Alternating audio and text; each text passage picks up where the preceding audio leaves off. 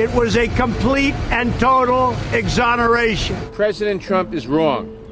This report does not amount to a so-called total exoneration. Look at Bob Mueller's report. He could not make a determination. In the legal community, when you can't convict somebody on something, you're exonerating them. Total exoneration is what the president said, and that's not accurate.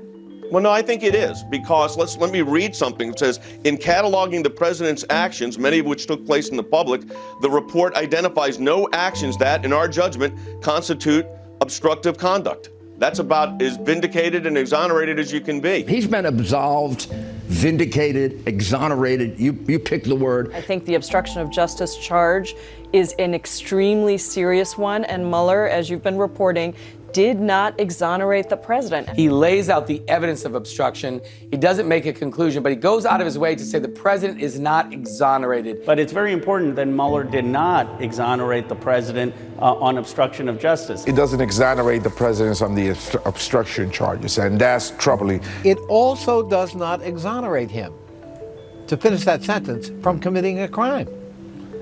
Yes. If that's exoneration, right. I don't know what, conviction would be. It's hard for me to see how that is a complete exoneration. It strongly suggests that at the most senior levels, folks in the Trump campaign had a whole series of inappropriate contacts with Russians and then lied about it.